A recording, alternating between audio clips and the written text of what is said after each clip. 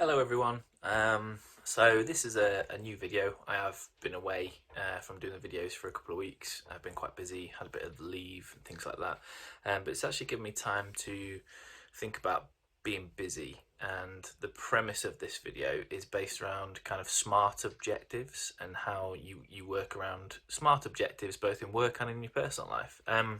So for anyone who doesn't know, SMART objectives use the acronym SMART, which stands for specific, measurable, achievable, relevant, and time constrained. So basically, what it does is it allows an opportunity to define your objectives a bit better, hold them to account a bit better, and in lots of works of life, SMART objectives are amazing.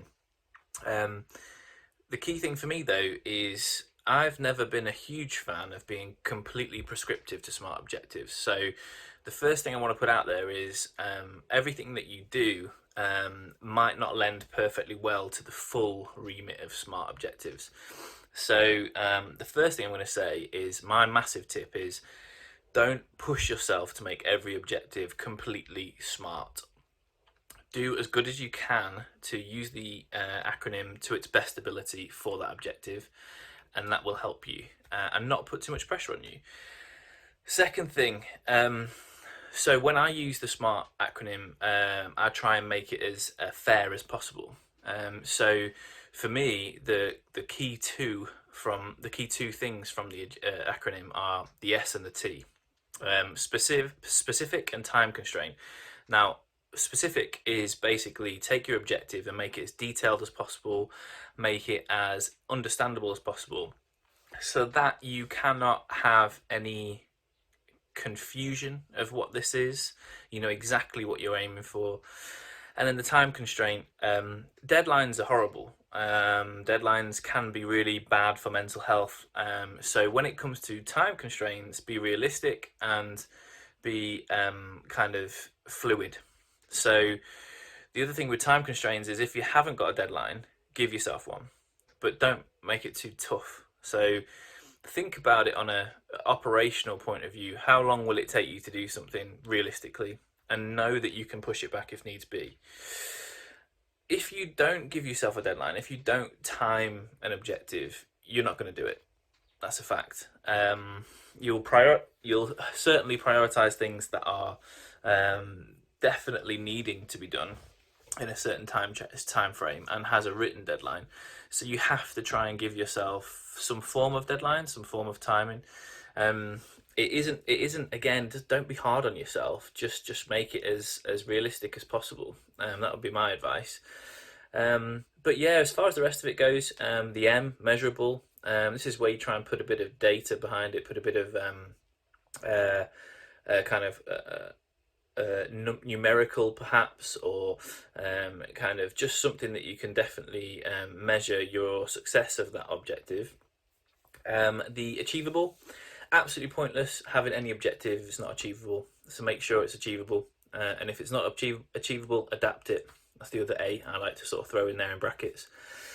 And then the relevant side of it, relevant and realistic. A lot of people use the R as realistic as well, but relevant to your overall goals, and realistic to add as an objective to the overall goal. Don't make it something that's ridiculous, which is another R actually.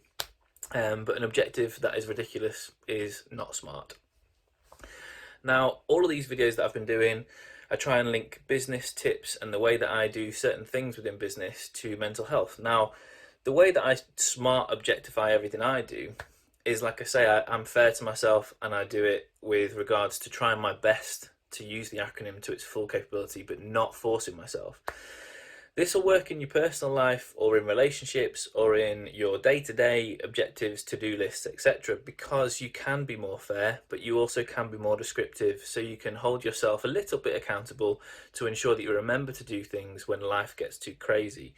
So I use this quite regularly. I try and ingrain it in my mentality that if there's something I'm doing, I try and measure it. I try and make sure it's very specific. I try and note it down in quite a lot of detail. And I try and give myself a deadline, a time constraint, something to work to, because I know full well if I don't, I won't do it.